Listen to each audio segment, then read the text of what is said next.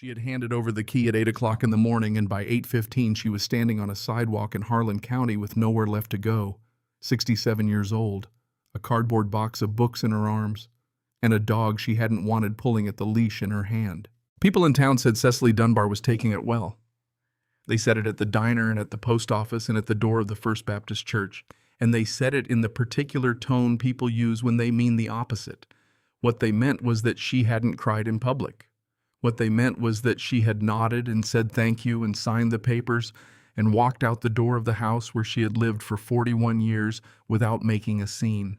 But what none of them knew was this.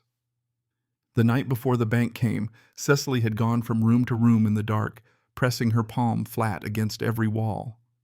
The kitchen, the hallway, the bedroom door frame where she and her husband Gerald had marked their son Dale's height every birthday until he turned 13 and refused to stand still anymore. She pressed her hand against each one and held it there, as if she were taking a temperature, as if she were saying goodbye in a language that didn't require words.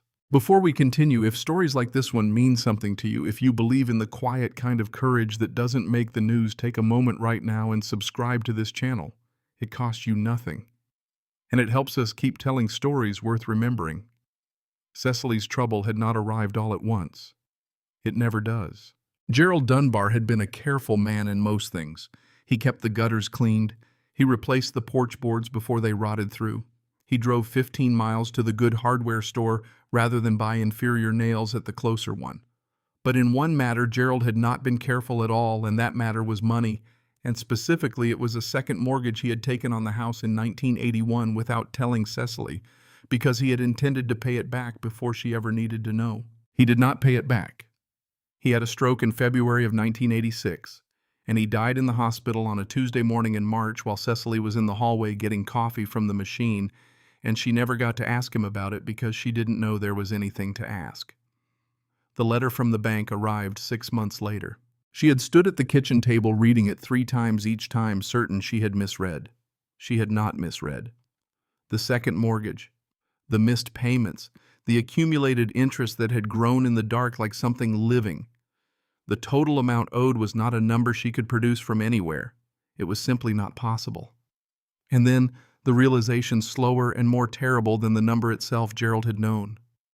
Gerald had known and had not told her not once in 5 years, and now he was dead. And she was the one holding the letter, and there was no one in the room to explain. She called Dale.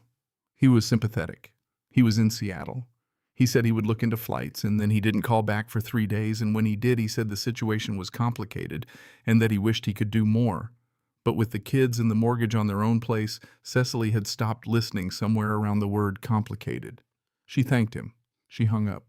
She did not call again. What followed was 14 months of paperwork and patience and conversations with bank officers who were professionally sorry and personally unmoved.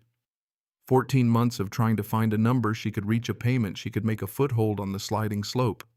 She had her teacher's pension. She had Gerald's small life insurance payout. Neither was enough. Both together were not enough. The house sold at auction in September of 1987. Cecily did not attend. She had made arrangements to stay with Ruth Ann, her younger sister, in Boone. Ruth Ann was 61 and had never married and owned a small house outright and kept her opinions close to her chest, except when she felt strongly about something, which was most of the time. The plan was sensible. The plan was the only plan. But before Cecily moved her boxes to Boone, before she accepted even one night on Ruth Ann's pull-out sofa, she wanted to do one thing she had been promising herself for 2 years. She wanted to walk in the mountains, not for any particular reason she could have named cleanly. Gerald had loved the Blue Ridge. They had hiked small sections of the Appalachian Trail when Dale was young, before the knees and the years accumulated. She had not been back since.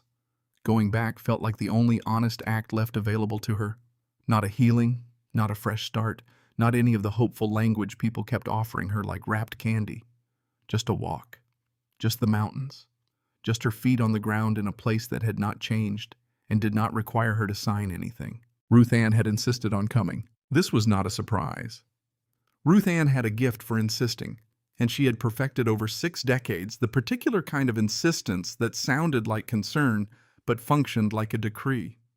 She had packed a rucksack with enough food for 4 days. She had printed 3 different trail maps. She had opinions about bootlacing that she shared at length on the drive from Boone into Ashe County, winding up into the hills on Route 221, while the trees went orange and the air through the cracked window smelled of wood smoke and cold. Cecily had sat in the passenger seat with Copper's head on her knee. The dog had been Gerald's, technically. A hound mix, 9 years old, with a coat the dark red of old bricks and ears that never fully decided whether they were up or down. Gerald had named him Copper for the color. After the funeral, Dale had suggested finding the dog a home, and Cecily had looked at Dale with an expression that ended the conversation. She had not wanted the dog.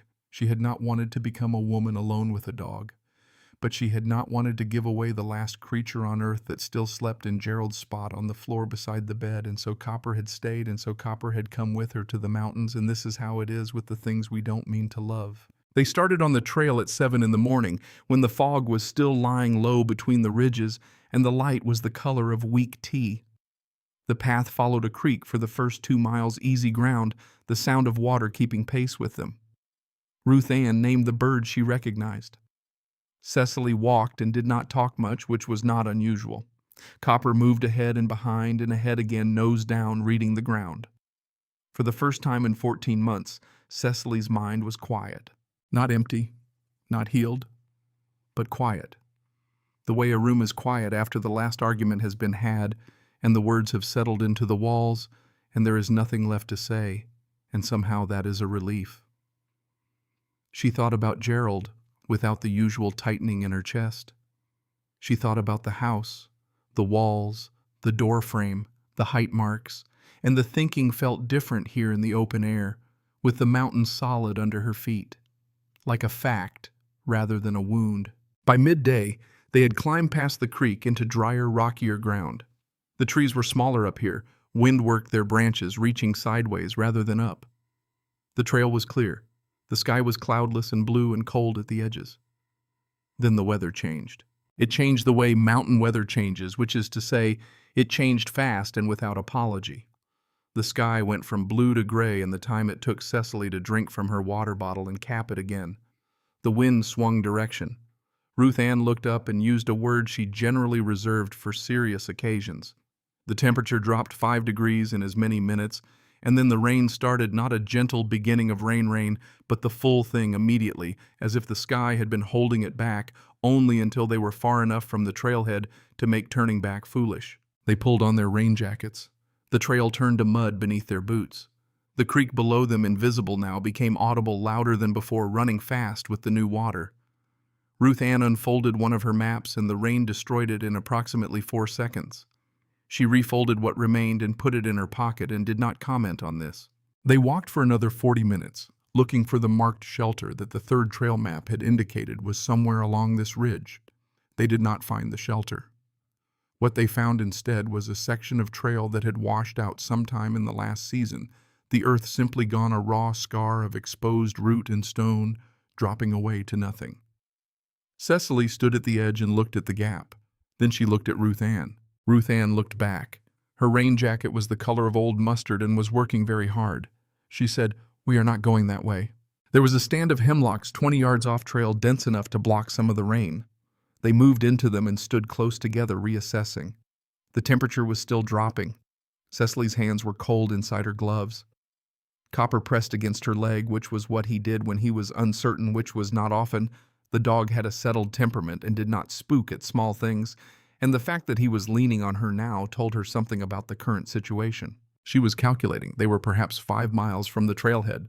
Going back meant crossing 2 sections of trail that were likely compromised by now. Going forward meant the washed-out gap. The hemlocks would not hold them through the night, not in this, not in the temperature they were heading toward. Copper lifted his head. He had been pressed against her leg, and then he was not. He was standing with his nose pointed toward the rock face to the north, a long shelf of gray stone that ran along the ridge like the wall of something buried. His ears were up, both of them, fully. His tail moved once slowly, the way it moved when he was interested and not afraid. Cecily watched him. She had spent 9 years watching this dog, and she knew his vocabulary. She knew the tail that meant something worth chasing. She knew the stillness that meant something worth fearing. This was neither. This was the posture he had when he found something that interested him the way important things are interesting, not with excitement, but with recognition, as if he had been looking for it. He moved toward the rock face. Ruth Ann said, "Cecily." Cecily said, "I know." She followed the dog. The rock face was not a single flat wall as it appeared from a distance. Up close, it fractured and layered, one shelf overlapping another, seams of dark running through the gray stone. Copper walked along the base of it without hesitation, as if he knew where he was going, as if there were a path. The rain drove against the stone and sheeted off, and the sound of it against the rock was loud and clean and almost musical. Then the dog stopped. He was standing in front of what looked from 3 feet back like a shadow, a vertical shadow in the face of the rock, narrow, roughly person-shaped. Copper sat down in front of it and looked back at Cecily. She stepped closer. It was not a shadow. It was a seam in the stone, a gap, a vertical split a foot wide at the widest point, taller than she was. The edges of it were worn smooth, old enough that moss had grown and died and grown again on the stone to either side. She put her hand into the gap and felt nothing on the other side, just air. Cool, still air, moving slightly as if breathing. Ruth Ann was at her shoulder. Her voice was careful. "How far does it go?" Cecily had already put her foot through. The seam was narrow. She turned sideways, eased through felt stone, brushed her shoulder, and then, not she was through, and she was standing on flat ground, and she was out of the rain. The space on the other side was not what she had expected. She had expected a shallow pocket in the rock, a ledge, a few feet of shelter. What she stepped into was large, larger than a room, larger than several rooms. The ceiling soared up into darkness, 30-40 feet above stone and tree roots braided together at the top where the mountain had grown through itself. The walls were stone, sweating slightly, and the floor was compacted earth, flat as a threshold. The only light came from the seam behind her and from cracks high above thin fingers of gray sky barely reaching the floor. Ruth Ann came through behind her. For a moment neither of them said anything. Then Ruth Ann said, "My lord." Cecily's eyes were adjusting. The cave, if cave was the right word for a space this large, this deliberate feeling extended back into the mountain further than she could see. And at the far end of it, visible even in the dim gray light, was a shape that should not have been there. A roofline. She moved toward it before she had made a decision to move. Her boots on the packed earth made almost no sound. Copper walked beside her, unhurried. The shape at the end of the cave resolved itself as she approached, first the roofline, then the walls, then the porch.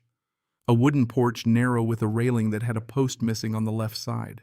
Windows with glass still in them, clouded with decades of cave dust.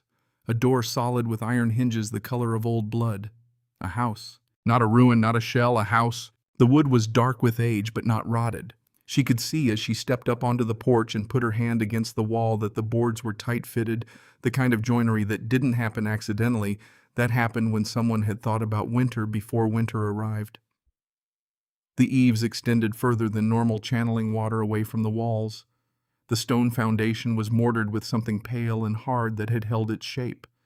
Someone had built this with the intention that it would stand. Ruth Ann stood at the bottom of the porch steps, rain still dripping from her jacket cuffs, looking up at the structure with an expression that Cecily couldn't read. It was not the expression people make at something pleasant. It was the expression they make at something that rearranges what they believed was possible. Copper went up the steps without hesitation. He sat in front of the door and waited. Cecily put her hand on the iron latch. It was cold, smoother than the hinges worn to a near polish on one side, the side a right hand would grip. She stood there a moment. The sound of the rain outside was muffled here, distant like a radio playing in another room. The air inside the cave smelled of stone and time and something she couldn't name, something dry and faintly sweet, not unpleasant. She pushed the latch down. The door opened. The smell that came out was not mold, not rot, not the smell of abandonment. It was the smell of old wood that had been kept dry, of dust, yes, but underneath the dust something else, something that reminded her without warning of the house in Harlan County. The particular dryness of rooms that have held warmth for many years. The smell of a place that has been a home. She stepped inside. The front room was low-ceilinged and longer than it was wide. A table with 2 chairs. A fireplace built from the same stone as the cave walls fitted so precisely that it seemed to grow from them rather than to have been placed against them. A wooden chest against the far wall closed, a shelf of empty mason jars dusty arranged by size, and on the table in the center of it the way you might set a lamp out for someone who was coming home late, a lamp. Brass, small, round-bellied with a wick that had been trimmed but not recently, and a glass chimney filmed with old smoke. Cecily walked to the table and stood over it. She picked it up. She turned it in her hands. It was solid heavy for its size quality, brass, not cheap metal. The reservoir at the base moved when she tilted it. There was oil in it, not dried residue. Oil, a small amount but present. Ruth Ann was in the doorway. She said quietly, "Someone was here not that long ago." Cecily set the lamp back on the table. She was thinking about that, about how long ago and how not, when Copper moved past her into the far corner of the room. She turned. The dog had found a rug. It was laid flat against the floor in the corner beside the cold fireplace hand-braided oval. The colors faded to tans and grays, and one shade she could still read despite the dimness. A deep reddish brown, the color of old bricks, the color of Copper's coat. He turned a slow circle and lay down on it. Cecily looked at the rug, at the dog on the rug. She looked at the color of him against the color of it, the way they matched so precisely it made the room feel briefly tilted. The rug had been braided by hand. She could see the workmanship even from across the room, the careful pattern of the braid, the even tension. Someone had sat and made this. Someone had chosen these colors and worked them together over hours or days, sitting in this house or somewhere that thought about this house. And the color they had chosen, the deep red-brown at the center of the pattern, was the exact color of a dog that would not be born for perhaps another 20 or 30 years. Ruth Ann had come into the room. She was looking at Copper on the rug. Her voice was different than usual, lower, more careful. She said, "Did whoever made that rug have a dog like him?" Cecily didn't answer. She couldn't answer, not cleanly. What she was thinking was not quite a thought, yet it was more like a feeling arranged in the shape of a question. A question she did not have language for. She was thinking about the lamp with oil in it. She was thinking about the rug braided in a color that matched a dog she had not wanted and had kept and had brought with her today, of all the days she could have come to these mountains. She was thinking about the particular way certain things seemed to have been waiting. She crossed the room to the fireplace. The grate held old ash, compacted and cold. Above the mantel, someone had carved something into the stone, not decorative, not elaborate. 2 words cut cleanly with a tool by someone who knew what they were doing. The letters were an inch tall and had been there long enough to gather their own fine layer of dust. For whoever. She stood reading it until she had read it enough times that it stopped being words and became something else. An address. A door held open from a great distance in time.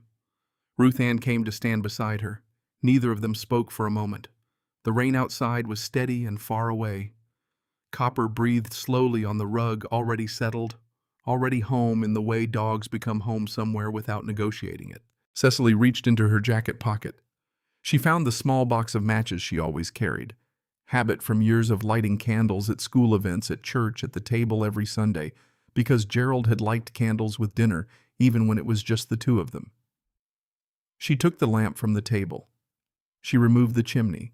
She trimmed the wick with the edge of her thumbnail the way her mother had taught her. She struck a match. The flame caught. She replaced the chimney and set the lamp on the mantel, and the light it threw into the room was warm and low and reached all the way to the corners. It made the stone walls look like something other than stone. It made the dusty jars on the shelf catch small points of brightness. It made Ruth Ann's face, when Cecily looked at her, look the way faces look in old photographs, particular, specific, beloved.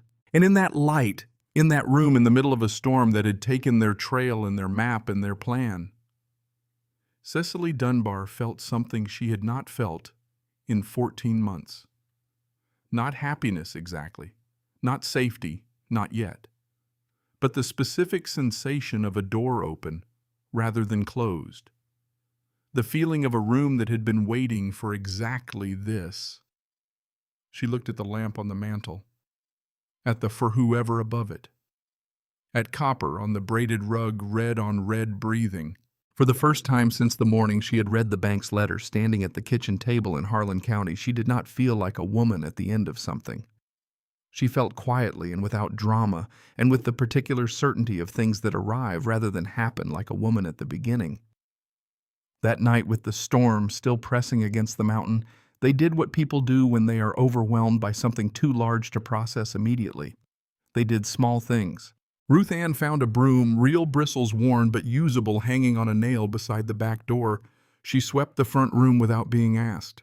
Cecily opened the wooden chest against the far wall and found 2 wool blankets folded with the kind of precision that suggested someone who had been in the military or had simply valued precision in the way some people do as a form of respect for objects.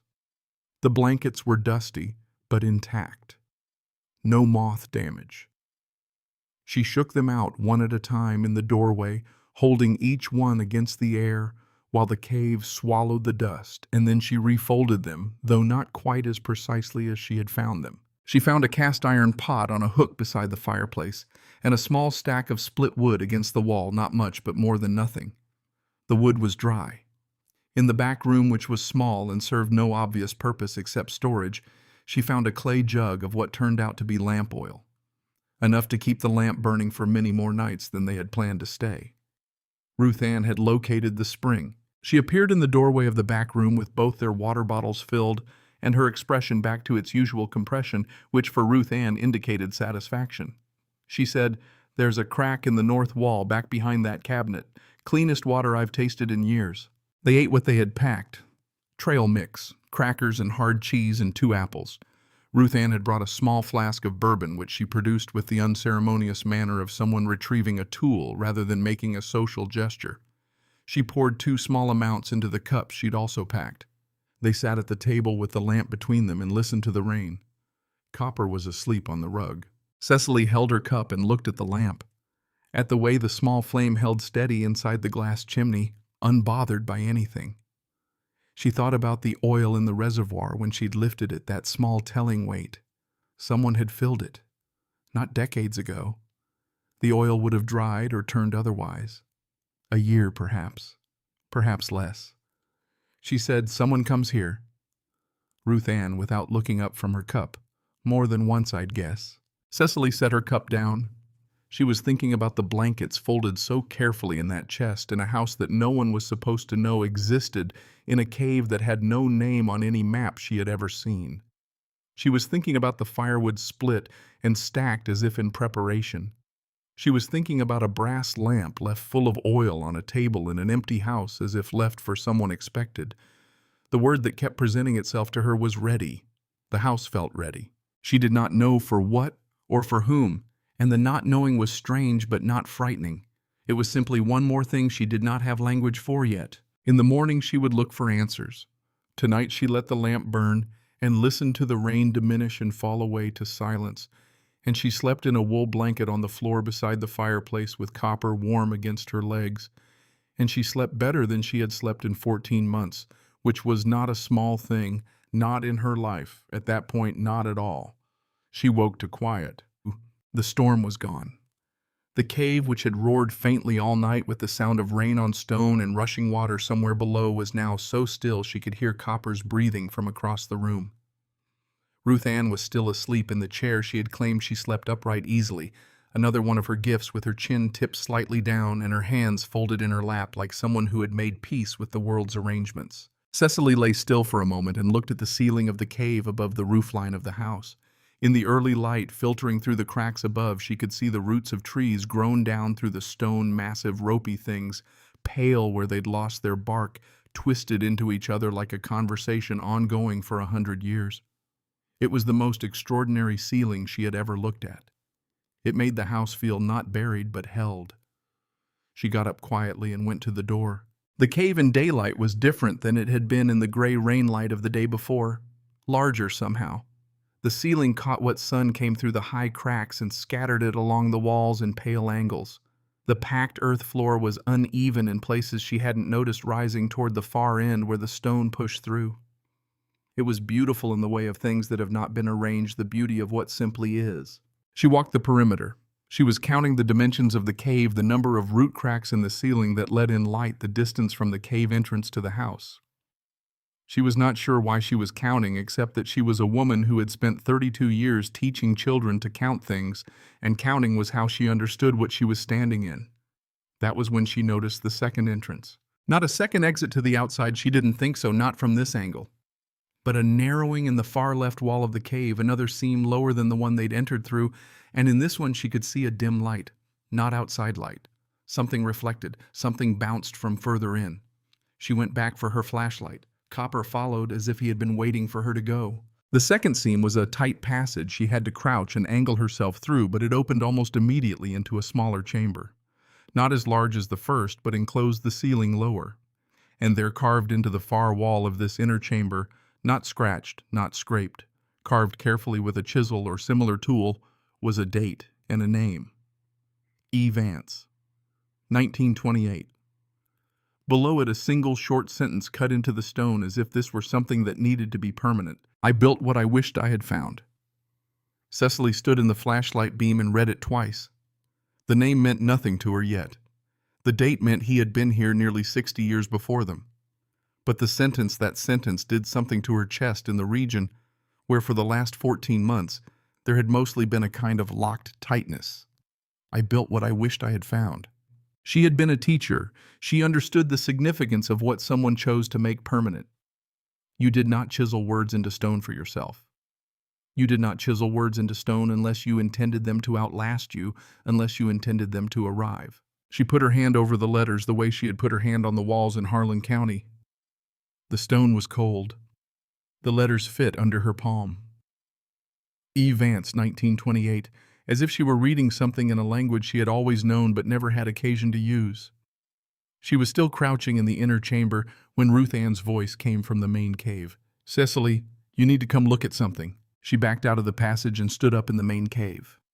Ruth Ann was standing near the table beside the lamp, and her face had the expression it only wore when she was genuinely surprised, which was rare enough that Cecily had memorized what it looked like. She was holding a braided rug, not the one Copper was lying on. A different one. Ruth Ann had moved the wooden chest slightly away from the wall and found it folded and stored behind it, smaller than the floor rug, a table runner rather than a floor piece. The pattern was different, the colors different, but the workmanship was identical.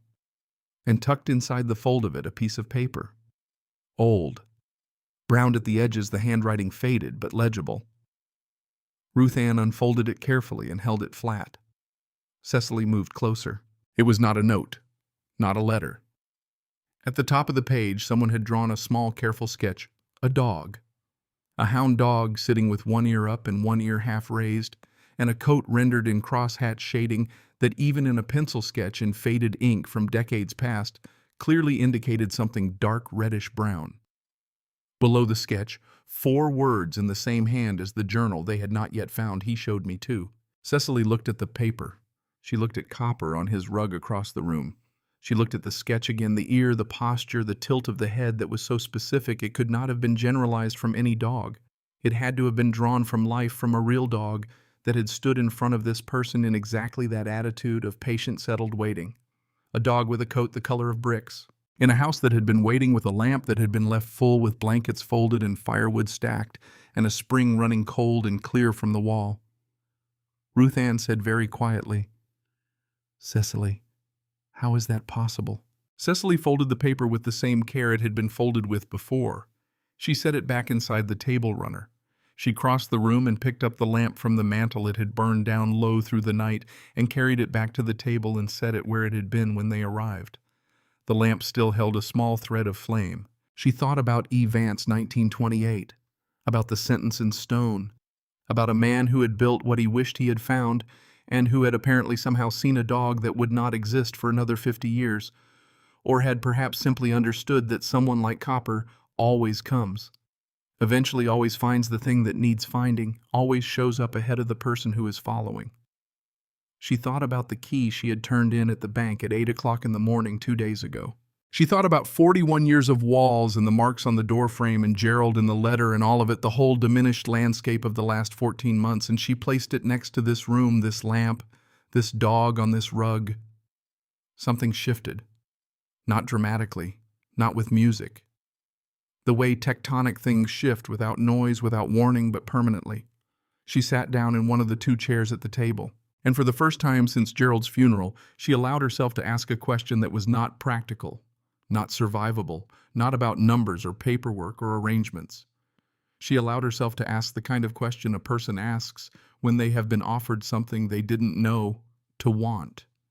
What if I stayed? The question stayed with her through breakfast and into the middle of the morning, quiet and persistent, the way certain questions are not demanding an answer but refusing to leave the room. Ruth Ann did not ask what she was thinking. This was one of Ruth Ann's better qualities. They ate the last of the crackers, and the remaining apples split between them, and drank water from the spring. And then Ruth Ann put on her jacket and said she was going to walk the cave perimeter again in better light. And Cecily said she was going to look at the house properly. They went in separate directions without discussion, which was the particular efficiency of two people who had known each other for 60 years and had long since stopped needing to narrate their intentions. The house in the cleaner light of the second morning was not quite what the lamp's warmth had made it feel the night before. It was still extraordinary. That did not change. But in the daylight, she could see what the first hours had softened the split in the back wall where water had once tracked down the stone and warped the baseboard. The window on the east side, with its cracked pane held together by what appeared to be a careful application of pine resin done well enough to have held for years, but not forever. The roof over the small back room where two boards had shifted apart, and the light came through in a stripe. The house had been maintained clearly and for a long time. But maintenance is not the same as repair, and there was a difference between a thing being held and a thing being whole. Cecily walked each room with her hands behind her back the way she used to walk her classroom after school, looking at what needed attention. She was not, she told herself, making a plan. She was simply observing. But she had spent 32 years turning observation into action, and her hands behind her back were already itching. The first thing she tried to fix was the baseboard. She found the tools in the back storage room. Ruth Ann had cataloged them the night before with the thoroughness of someone raised to know what things were for. There was a hammer and a short pry bar and a coffee can of nails in several sizes, some rusty, some not.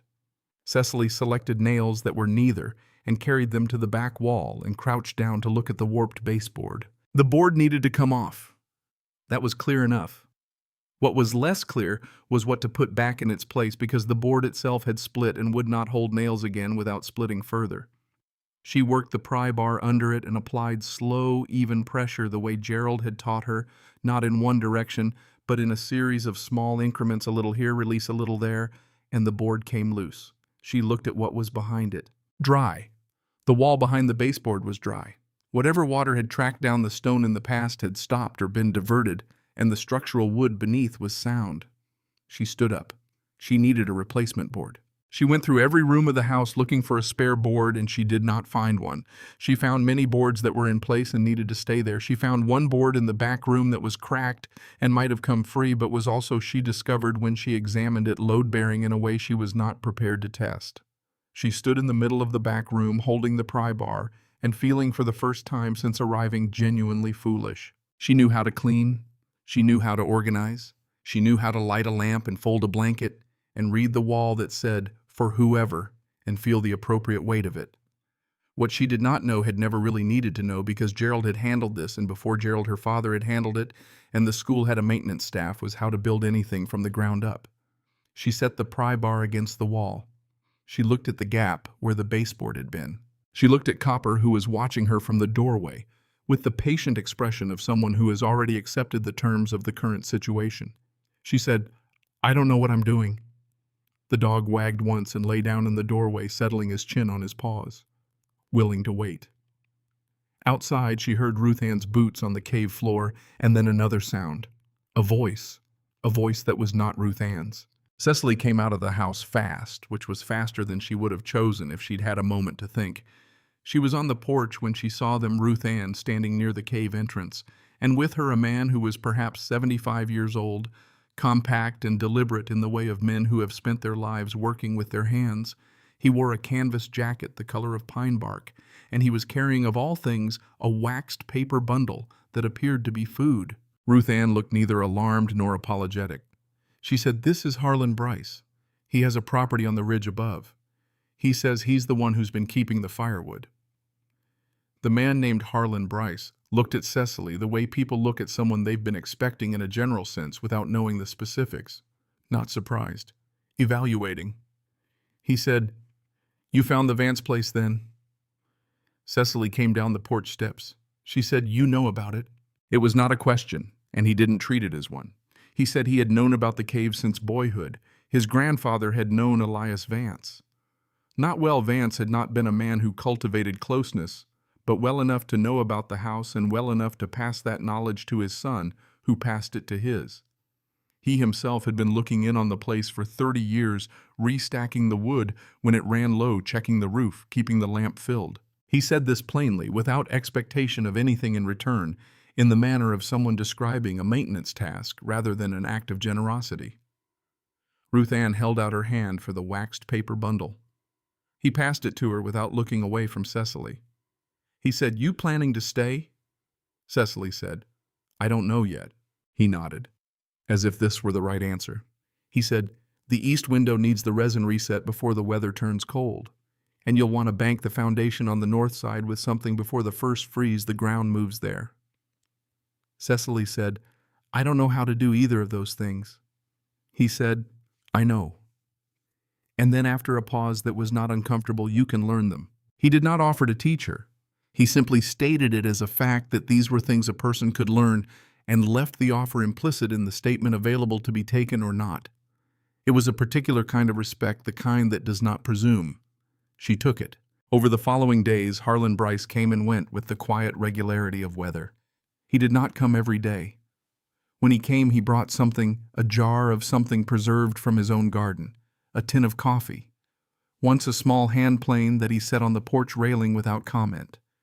He showed her things the way a patient person shows things, once slowly and then stepped back and let her try. The window resin was first. He walked her through the heating of the pine pitch on a flat stone near a small fire, the consistency it needed to reach the way to press it into the cracked glass while it was still workable, the precise angle to hold the tool so it sealed rather than pushed. She got it wrong twice. The third time, she held the seal for the full count of 10 and pulled back, and the cracked pane held together the seam barely visible. Harlan looked at it. He said, "That one'll last." She believed him. She found a replacement baseboard from a length of soundwood in a stack under a canvas behind the house wood she hadn't noticed on her first inventory, which Harlan pointed out without comment. She cut it with the handsaw he'd left, measuring twice and once more after that, and nailed it into place with the good nails from the coffee can. It wasn't beautiful. The cut was slightly off square and the nail heads were not perfectly flush, but it was solid. She pressed her palm flat against it and it did not move. She stood up from her crouch and felt something she hadn't expected. Pride. Not the large kind.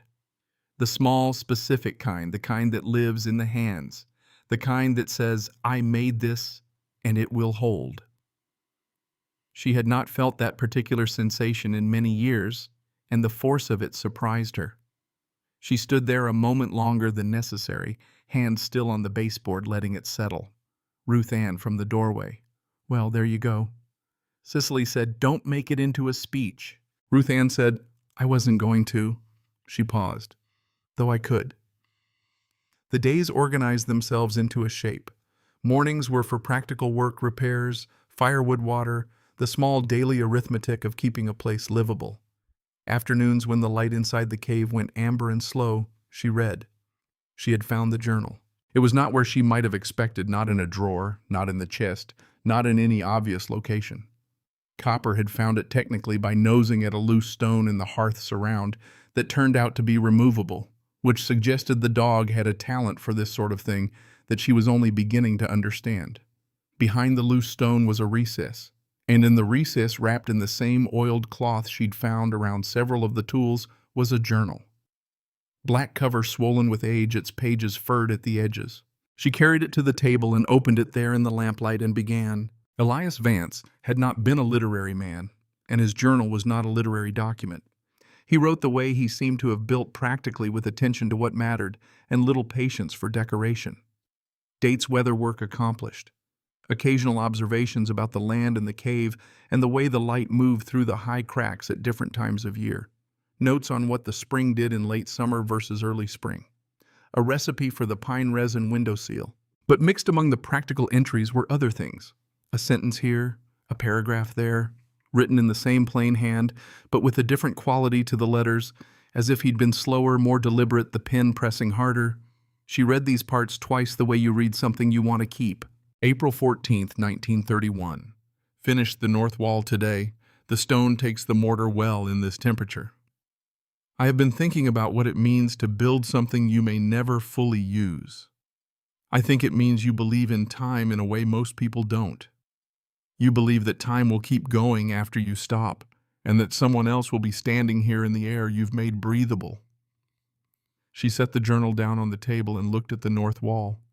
The mortar was still holding. She thought about the bank letter, about the house in Harlan County, the walls, the door frame, the 41 years of mortar equivalent that she and Gerald had put into that life. She thought about how quickly it had been declared insufficient, how a number had been more real than decades. She picked up the journal and kept reading. The days passed. 4, then 5, then a week. Ruth Ann, who had a life in Boone and a job she did part-time at the library, and a small sharp-toothed cat named Meridian, who would require feeding, said she needed to get back. She said it one morning without preamble over coffee, and then looked at Cecily steadily. Cecily said, "I know." Ruth Ann said, "I'm not going to tell you what to do." Cecily said, "I know that too." Ruth Ann said after a pause, "I'll come back in 2 weeks, with supplies." This was not a question, and Cecily did not treat it as one. She said, "The east wall needs some weatherproofing compound, the kind in a yellow tin, and more matches." Ruth Ann wrote it down. She folded the paper, put it in her jacket pocket, and stood up.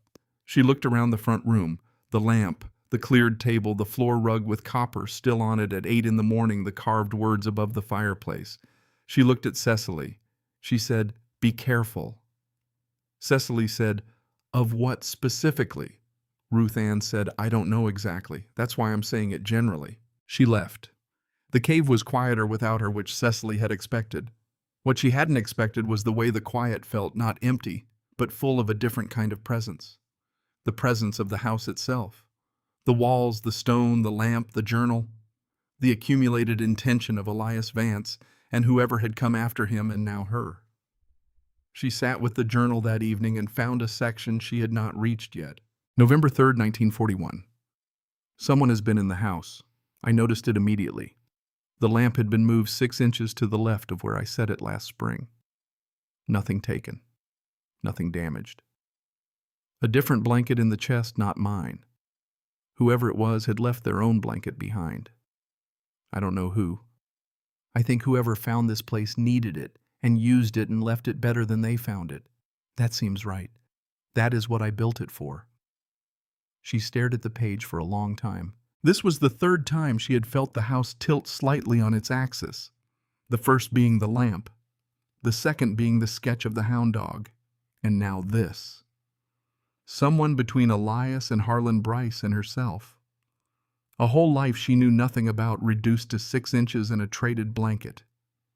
How many people had found this place and been quiet about it the way she was being quiet about it now, carrying it inside without broadcasting it, simply living in the gift of it? She closed the journal. She held it in both hands and thought about the word chain. Not a chain that constrains. The other kind, the kind made of links that hold. She did not sleep easily that night, and not because of the cold. What woke her at 2 in the morning was Copper. He was at the cave entrance. She could hear him, that specific low sound he made. Not quite a bark, not quite a growl, more like a statement of position. She pulled on her boots and jacket and went to him with the flashlight. In the beam of the flashlight at the outer edge of the cave entrance where the seam met the mountainside, someone had tied a small orange flag to a branch, the kind of flag that surveyors use. She stood in the dark and looked at it for a long time. It was bright, deliberate, unmistakable, the kind of marker that means we were here and we are coming back. She thought about what Harlan had said and what he hadn't said about the land above the ridge and who owned it and who was interested in it. She had not asked those questions. She had been too absorbed in the journal and the repairs and the daily work of the house. She had not asked. She took the flag down. It was attached with a simple knot and came free easily. She stood there in the dark outside the cave with the small orange flag in her hand, the mountain-cold copper pressed against her leg, and thought about E. Vance in 1928, and for whoever and the deed she had not yet looked for because she had not yet known to look. She went back inside. She did not sleep again. In the morning, Harlan Bryce arrived with a wedge of cornbread wrapped in cloth and the expression he wore when he had something to say but was calibrating the right moment. He set the cornbread on the table. He looked at her face. He recalibrated immediately. He said, "You found a survey flag." She said yes. He sat down in the second chair the first time he had done so. He had always stood before, and he put his hands flat on the table. He said, "The timber company that owns the ridge above has been looking at the cave system for 2 years. There's good granite in the north face. They've got a lawyer in Jefferson who's been running title searches." Cecily said, "The land the cave is on." "The land?" He said, "It's complicated. The cave sits under the ridge, and the ridge title is held by 3 different parties going back to a land grant in 1887. The cave itself, nobody's run a clear title on it because nobody knew it was here to run one on, except Vance.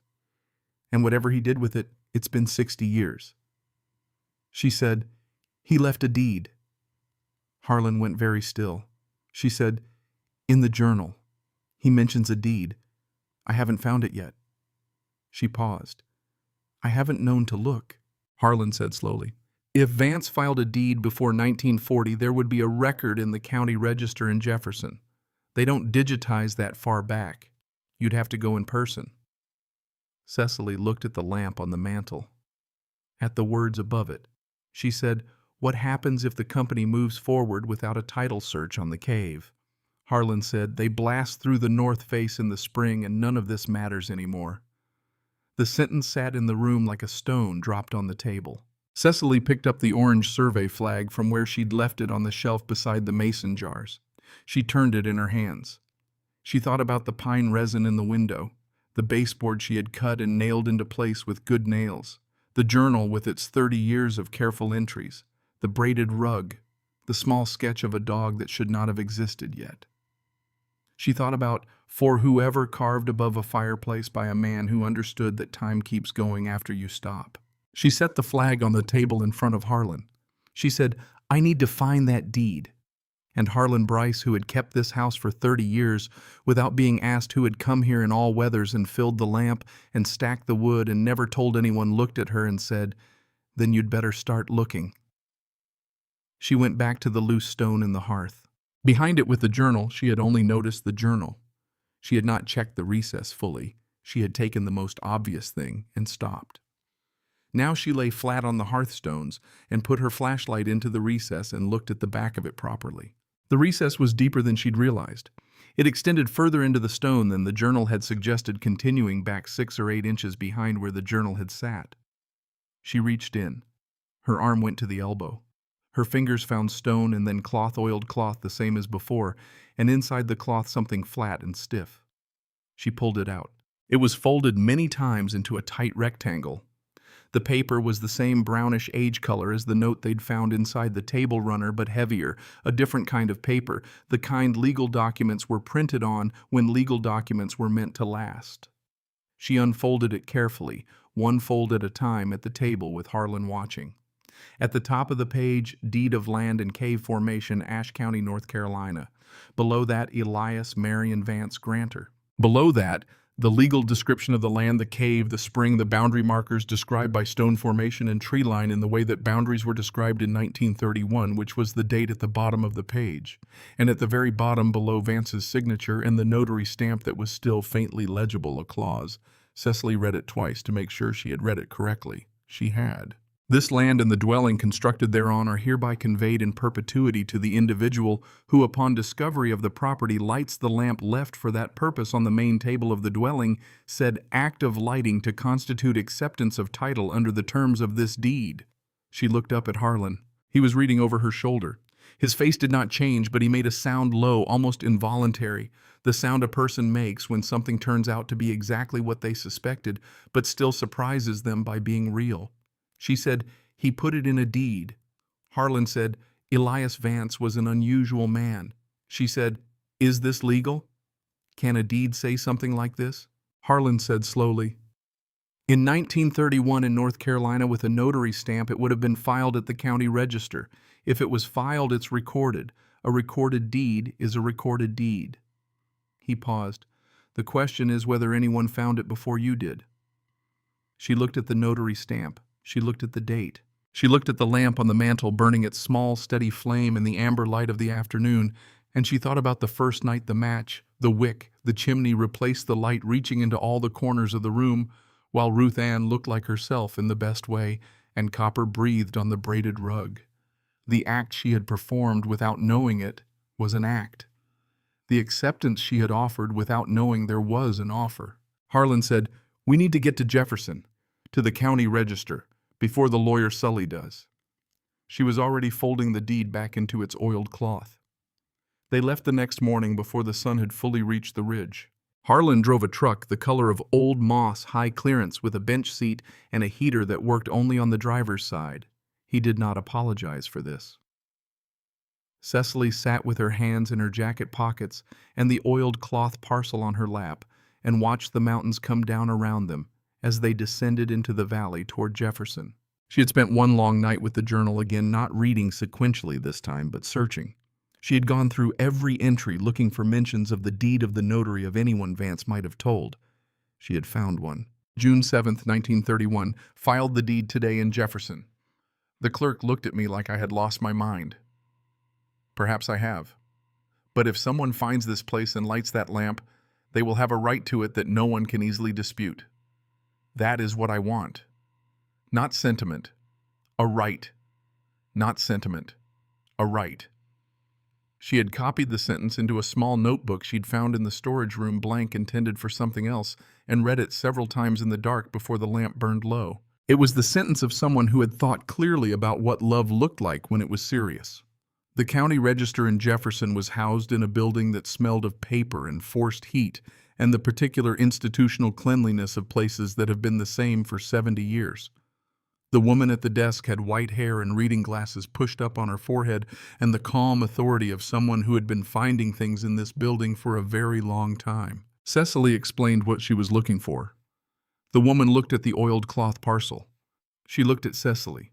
She said, 1931, you said? She disappeared into the back.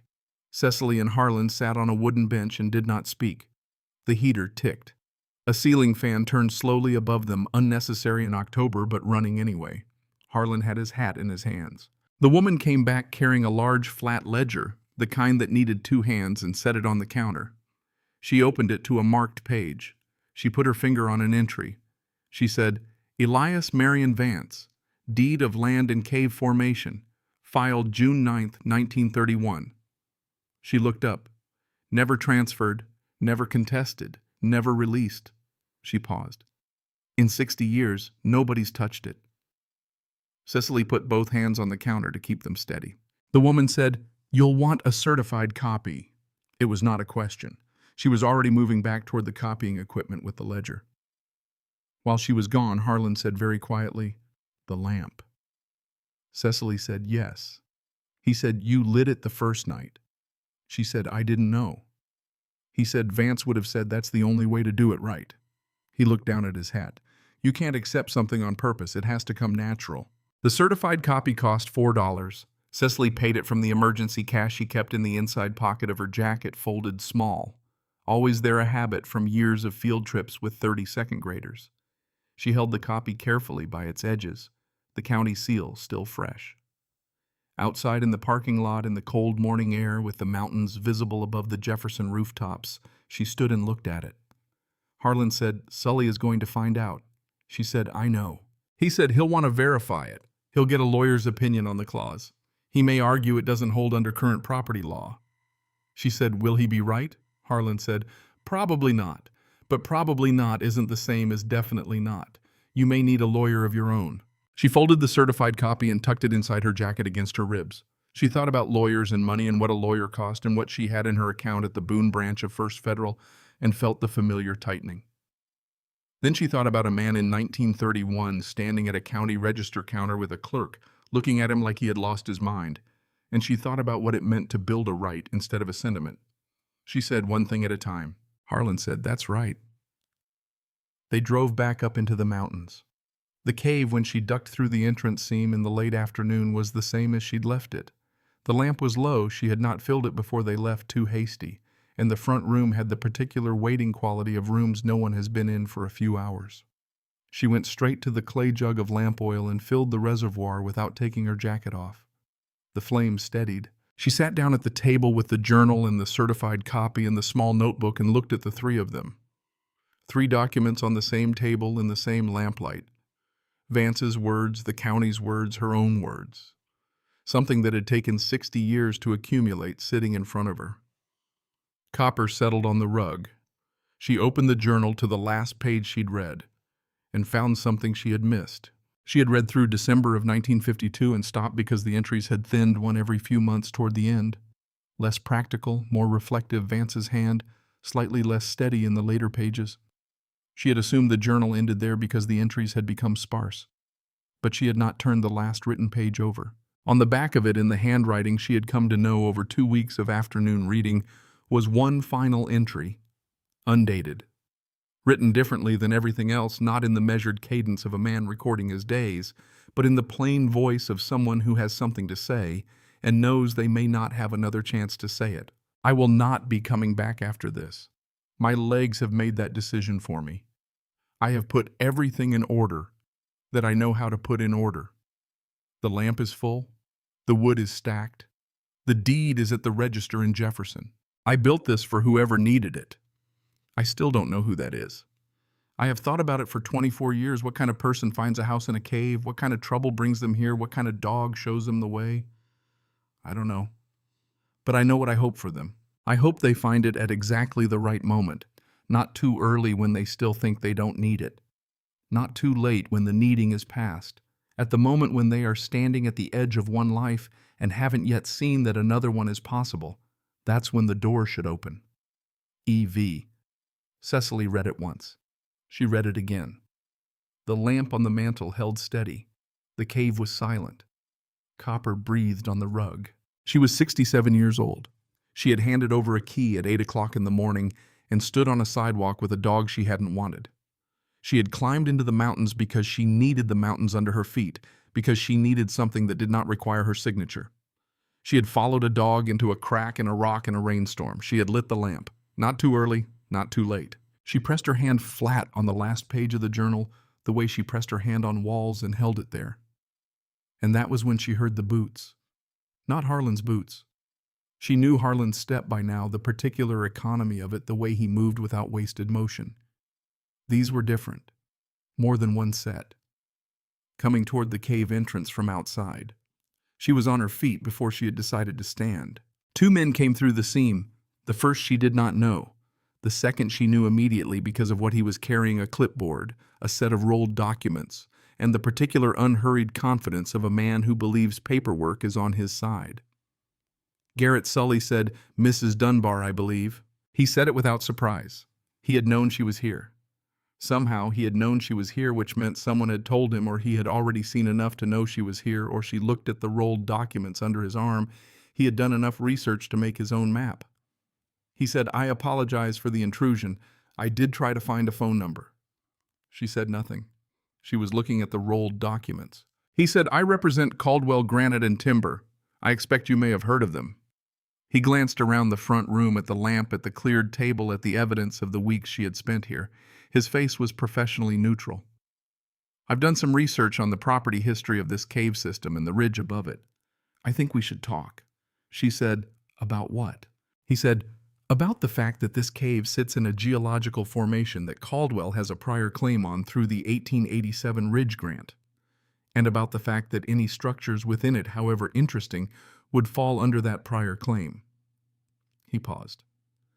"I've looked for a deed. There's a reference to one in the county register index, but the actual document appears to be missing from the ledger." Cecily looked at him. She looked at the rolled documents. She looked at the lamp. Inside her jacket, against her ribs, the certified copy pressed its county seal into her skin. She said, "The document isn't missing." He waited. She said, "I have it." And in the silence that followed, the lamp burning the cave, holding them all in its stone and root and old air, Garrett Sully looked at her with the careful attention of a man recalculating, and the two men with him shifted their weight, and Copper lifted his head from the rug and watched, and Cecily stood at the table with both hands at her sides and felt the full weight of what she was holding and what she was not willing to give up. Garrett Sully was a patient man. That was the first thing she understood about him, standing there in the lamplight with the cave holding all of them in its stone quiet. He did not reach for the documents under his arm. He did not raise his voice. He simply waited with the stillness of someone who has learned that silence is a negotiating tool, and watched her. She reached into her jacket. She drew out the certified copy and set it on the table between them. She did not unfold it. She simply placed it there flat with the county seal facing up and stepped back and let him look at it. He looked at it for a long moment. He set his clipboard on the table beside it and picked up the certified copy and unfolded it carefully, the way lawyers handle documents, with respect for the object while remaining neutral about what it contains. He read it. His face did not change. He turned it over, looked at the back, turned it to the front again. He read the clause. He set it down. He said, "This is the Vance deed." She said, "Yes." He said, "The county register index references it, but it was missing from the ledger when I examined it last month." She said, "I know. I was in Jefferson yesterday. The document is in the ledger. It was misfiled. The clerk found it in under 10 minutes. This was not quite true. The clerk had taken 12 minutes, but the substance of it was accurate, and she had learned over 32 years of teaching that the substance of a thing and the precision of a thing were not always the same and did not always need to be. Sully looked at her steadily. Then he said, "You lit the lamp." It was not a question. He had read the clause. He was a careful man. She said, "The first night." He was quiet for a moment. Behind him, the two men with their equipment shifted. One of them looked at the cave ceiling, the roots and stone braided together 40 feet above, with the expression of someone reassessing something structural. Sully said, "I'll need to have our legal team review the enforceability of the conditional clause. A deed written in 1931 with a performance condition, it's not standard. There may be grounds to challenge." She said, "There may be." He said, "This could take some time to resolve." She said, "I expect it will." He picked up the certified copy and refolded it and held it out to her. She took it. She put it back inside her jacket against her ribs. He said, "I'll be in touch, Mrs. Dunbar." He picked up his clipboard. He looked around the room one more time, at the lamp at Copper on the rug, at the words above the fireplace. His face was still professionally neutral, but something in it had shifted slightly at the edges, in the way things shift when a person encounters something that does not fit their existing categories. He said, "Whoever built this, they knew what they were doing." She said, "Yes, they did." He went out through the seam. The two men followed. The cave absorbed the sound of their boots until it was gone, and then it was just her and Copper and the lamp and the stone the way it had been since the first night. She sat down at the table. Her hands, she noticed, were steady. This surprised her. Throughout the conversation, she had felt something she recognized from certain parent conferences over the years, the particular composure that comes not from the absence of fear, but from knowing clearly and specifically what you are standing for. The fear had been there, it was still there, but it was underneath the composure rather than on top of it, which made all the difference. She opened the journal to the last page.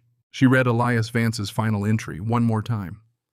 At the moment when they are standing at the edge of one life and haven't yet seen that another one is possible, that's when the door should open. She had not told Sully everything. She had told him about the deed because the deed was already documented, already registered, already a matter of public record that he would have found himself in time. She had not told him about the journal. She had not told him about the note in the table runner, or the sketch of the dog, or the entry from November of 1941 about the traded blanket, or the final entry on the back of the last page. Those were not legal documents. They were something else. And she was not ready to have them handled with a clipboard. She picked up her small notebook, the one she'd been copying sentences into, and wrote the date at the top of the next blank page. She wrote October 1987. Cave House, Ashe County, North Carolina. She stopped. She looked at the lamp. Then she wrote, "A lawyer came today. I had what I needed. Elias, you were right. The deed is at the register in Jefferson." She set the pen down. She thought about what Harlan had said, that she might need a lawyer of her own. She thought about what that would cost and from where she would find it. These were real questions. They did not go away simply because she had managed the confrontation well. The world Sully represented was systematic and patient and very good at finding angles, and she was 67 years old with a teacher's pension and a dog and a deed with an unusual clause. She was thinking about this when Harlan arrived. He came through the seam without knocking. He never knocked. Having long since established that the cave was not the kind of place with a front doorbell protocol, and looked at her face and then at the table and then back at her. She said, "I showed him the deed. He's going to have his legal team review the conditional clause." Harlan sat down in the second chair. He said, "What did he say when he saw it?" She said, "He said it might take time to resolve." Harlan said, "He's right about that." He put his hat on the table. "But time works both ways. The longer he takes, the more established your occupancy." She said, "Adverse possession." He looked at her with the mild surprise of someone recalibrating an estimate. He said, "Ruth Ann." She said, "Ruth Ann." He almost smiled. He said, "Vance used the cave continuously from 1928 to 1953. 25 years. I've been maintaining it for 30. That's 55 years of documented use even before you arrived." He paused. Sully's people can argue about the conditional clause. They can't argue about 55 years of uncontested occupancy. She thought about the journal entries, the careful dates, the weather, the repairs, the observations about the spring and summer versus early spring. A man who recorded things practically with attention to what mattered. She said, "Elias kept the journal as a record." Harlan said, "He was a careful man." She said, He knew it might need to be a record someday." Harlan said nothing, but she could see in his face that he had thought this same thing perhaps for a long time. She looked at the journal. She looked at the 30 years of maintenance Harlan himself had never recorded anywhere, had performed quietly without documentation, out of a fidelity she had not yet fully understood. She said, "You've been coming here. Do you have any record of that? Anything dated?" He said, "Some. I kept a log in the back of the storage room. I wasn't thinking about it as evidence. I was thinking about it as a record of what needed doing." She said, "Can I see it?" He brought it from the storage room, a spiral notebook, water-warped with a cover that had lost its color. Inside, in Harlan's careful block handwriting, dates and tasks. March 1971. Reset. North foundation stones. Refilled lamp. September 1979. New wood stacked approximately 40 pieces. May 1984. Window resin reset east pane. 30 years of dates. 30 years of lamp oil. She set the two notebooks side by side on the table. Vance's journal and Harlan's log. The gap between them, 1953 to 1971, and then the note in Vance's journal from 1941 about the traded blanket, the other person, the unnamed one who had been here in the middle, and Harold Vance's entry from 1961 that she had not yet reached, that she would reach tomorrow. The chain was not broken.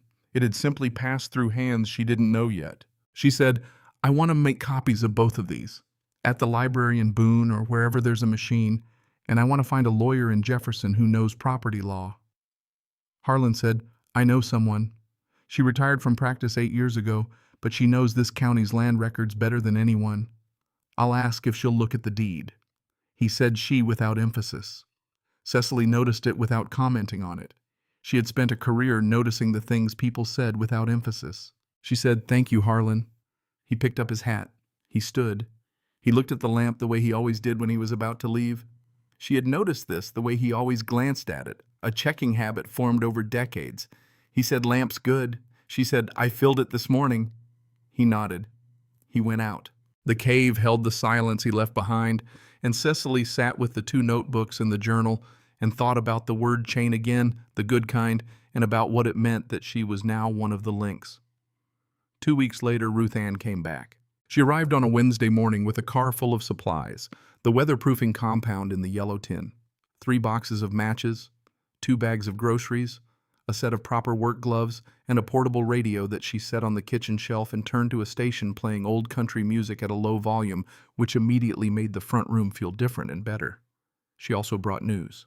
The lawyer Harlan had contacted a woman named Dorothea Fells, 71, who had practiced property law in Ashe County for 30 years before retiring, had reviewed the certified copy and the original deed documentation, and had written a 4-page opinion.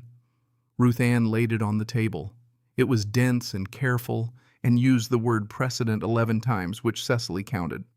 The summary, as Ruth Ann translated it in her efficient way, the conditional clause was unusual, but not without historical parallel. North Carolina recognized similar performance-based conveyances in cases from the 1920s and 1930s. The deed had been properly notarized and filed.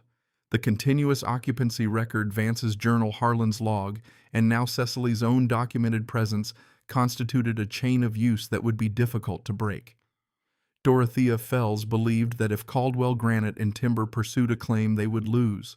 She had offered to represent Cecily pro bono if it came to that. Cecily read this paragraph 3 times. She said, "Why?" Ruth Ann said, "I asked her that." She said, and I'm quoting directly, "because I've been practicing law for 30 years, and I have never seen a deed with a lamp clause, and I am not going to let that deed lose." Cecily set the opinion down. Something in her chest, the locked place, the place that had been tight since the bank letter, and tighter since the funeral, and tighter still since the sidewalk in Harlan County, with the cardboard box of books released. Not all at once, in the way things that have been held too long release slowly, with a sound like settling. She did not cry. That was not her way and never had been. But she put both hands flat on the table the way she put her hands on walls, and she held them there for a moment.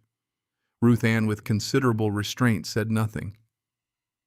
That afternoon, while Ruth Ann planted a handful of wildflower seeds near the cave entrance where the light was good just to see, she said in the tone she used when she had already decided, Cecily went to the inner chamber. She had been back twice since the first discovery, but not since finding the final page of Vance's journal. She brought the flashlight and her small notebook. She crouched at the carved inscription and read it again. E. Vance, 1928. I built what I wished I had found. She had been thinking about this sentence for weeks, in the way you think about something you are not yet ready to put into words. She was ready now. She understood that it was not only about the house. A man who had lost his wife and daughter, who had come up into the mountains with grief too large for ordinary rooms, had built the thing he would have wanted someone to build for him. He had converted his own lack into something that filled other people's lack. He had taken what the world had failed to give him and given it to the world instead, with a lamp left full on the table and a deed that asked for nothing but the simple act of a match struck in the dark. She sat with that for a while. When she came back out into the main cave, the afternoon light was doing its particular thing through the high cracks, long amber angles that moved across the stone walls as the sun moved, marking the hours in the slow way of places that have never needed clocks. She stood in one of the angles of light and felt it on her face and thought about Gerald. This was the climax that no one would see. This was the thing that happened in the privacy of an amber-lit cave with no audience except a dog and the old stone and the long patience of roots grown through rock. She thought about Gerald and the mortgage and the letter and the 14 months, and she felt the full weight of all of it without flinching from it. His silence, his intention, his failure to get there, the way love and damage can be so tangled in a person that you cannot separate them cleanly. She thought about the 41 years and the marks on the doorframe and the Sunday candles, and the evenings on the porch, and the mornings she had gotten coffee from the machine in the hospital hallway and come back too late. She stood in the light and held all of it. And then, not dramatically, not with music, she let it be what it was. Not forgiven exactly, because forgiveness implies a ledger, and she was done with ledgers. Something quieter than forgiveness. Something more like understanding.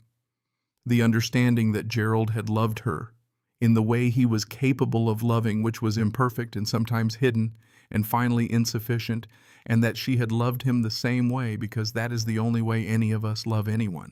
She thought he would have liked this house. And then she thought, good. She went back inside and picked up her notebook and wrote, he would have liked this house. That's enough. That evening she turned to the last written section of Vance's journal, a section she had been saving without knowing why, in the way you save the last of something good. She found Harold Vance's entry, November 1961, found the house, fixed the east wall, left the lamp full, HV. She had known it was there.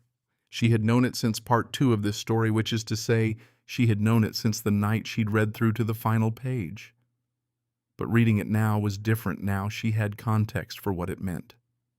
Harold had come. Harold had fixed and filled and left.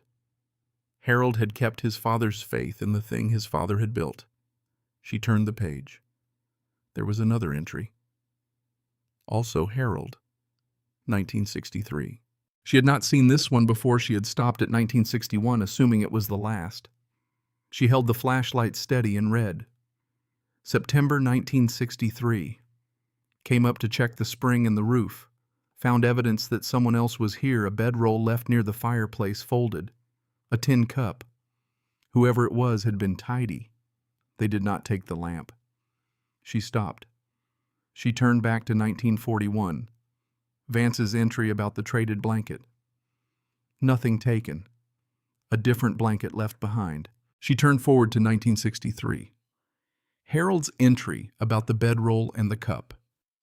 3 different people across 3 different decades had found this house in need and used it and left it better than they found it. Vance had built it for one. It had served many, each one careful, each one quiet, each one leaving something behind instead of only taking. She set the journal down. She looked at the lamp. She was the 4th or the 5th or the 6th. She didn't know how many had been in the gap between Harold's last entry and Harlan's first log. It didn't matter. What mattered was that she was somewhere in a chain of people who had each received something they needed at exactly the right moment, and had each in their own way understood that the receiving carried an obligation, not a legal obligation, something older than law. She picked up her small notebook and turned to the page where she had written today's date and the 2 sentences about Gerald. Below them she wrote the rest. The lamp was full when I found it. I will leave it full. And below that, after a space, for whoever. The resolution came in the way resolutions come to people who have stopped needing them to be dramatic. Sully called in November. She had given him Ruth Ann's number in Boone, which Ruth Ann relayed and said that Caldwell, Granite, and Timber had reviewed Dorothea Fell's opinion and consulted their own counsel and had decided not to pursue the claim on the cave property. The granite formation was accessible from the ridge without requiring access to the cave system. The litigation risk was not worth the cost. He said this in his patient, professionally neutral voice. He said, I hope the property serves you well, Mrs. Dunbar. She said, I hope so too. She meant it without irony. By spring, she had established what she thought of as a rhythm rather than a routine. The distinction being that a routine is performed the same way each time, while a rhythm allows for variation within a pattern. She drove up the mountain road twice a month, stayed 3 or 4 days, did what needed doing, sat with the journal in the afternoons, took notes in her small notebook that was slowly filling. She kept in contact with Dorothea Fells, who had become something between a legal advisor and an occasional visitor who brought good coffee and had opinions about the mortar on the cave walls. She did not tell many people about the cave. She told Ruth Ann, who already knew. She told Dale briefly on the phone in January she had called him not to ask for anything, but because she had decided she was done waiting to be called. She described the cave and the house and the lamp and the deed. There was a long silence, and then Dale said, Mom, I don't know what that is. She said, neither did I at first. He asked if she needed anything. She said, no. I called to say I'm all right. He said, I'm glad. She believed him. It was not a repaired relationship. It was an honest one, which was different and in some ways better. She wrote Harlan Bryce a letter, formal and brief, thanking him for 30 years of lamp oil. He did not write back. He appeared 2 weeks later with a replacement for the North Foundation stones that had been on his list since the autumn, and they worked on it together for an afternoon. And that was the reply. One morning in April, she arrived at the cave and found something at the base of the seam just inside the entrance. A mason jar sealed, filled with something dark and preserved berry jam, she thought, or possibly blackberry preserves. No note. The jar had been set there carefully, not dropped, the lid clean, the glass free of mud. Someone had left it the way you leave something you want to be found. She picked it up and turned it in the morning light. The berries inside were dark and dense, suspended in the preserve pressed against the glass. She stood there for a moment thinking about the blanket in 1941 and the bedroll in 1963 and the chain she was standing in the middle of, and she thought the door found another one. She didn't know who. She might never know. She brought the jar inside and set it on the shelf beside the other mason jars and did not try to investigate further. Some things are not meant to be traced. They are meant to be received. The afternoon of that same April day, she sat at the table in the front room with the door propped open so the spring air came through cool, still smelling of wet stone, and the first green things opening in the forest below the cave entrance, and she looked at what was on the table. The journal, her notebook nearly full, the certified copy of the deed in its oiled cloth, the jar of preserves on the shelf, the lamp. The lamp burned steady in the afternoon because she had taken to lighting it in the daytime as well, not for the light, but for the habit of it. For the act of reaching for the matches and performing the small ritual that Elias Vance had intended without knowing what he intended 60 years ago. Copper was on the rug. He was 9 years old in dog years, but the mountain air seemed to agree with him. He moved better up here than he did anywhere else, his nose working constantly, his dark eyes quick. He had the particular dignity of old dogs who have been well loved, the settled quality of a creature that has arrived somewhere and knows it. She looked at him, at the reddish-brown of his coat against the reddish-brown of the braided rug, the match that should not have been possible and was. She looked at the two words above the fireplace. She looked at the lamp. She thought about a teacher in a classroom, 32 years of children who had not yet learned to count things learning. She thought about what it meant to prepare something for people who did not yet exist, whose names and faces and needs you could not know. She had done it every September. She had arranged desks and written names on cubbies and filled the pencil cup and put fresh paper in the tray and made the room ready. Someone built this for you. The sentence had appeared to her the first night in those words, looking at the lamp and the carved words and the rug. She had thought it was a thought. She understood now that it was also a responsibility. She opened her notebook to the last written page and read what she had written in October. The lamp was full when I found it. I will leave it full. For whoever. Below it she added April 1988. The wildflowers Ruth Ann planted came up, 3 of them near the cave entrance where the light is good. She capped the pen. She sat in the opened door of the house within the mountain and listened to the cave breathe the faint draw of air through the seam, the small sound of the spring in its crack in the north wall, the occasional drip from the roots above where meltwater had found its way through the stone. It smelled of earth and old wood and lamp oil and the cold sweetness of the first spring air threading through from outside. Copper breathed on the rug. The lamp burned. The jar of preserves caught a small point of brightness from the window. She thought about what she would add to the journal, her own entry in her own hand, the next link in the chain.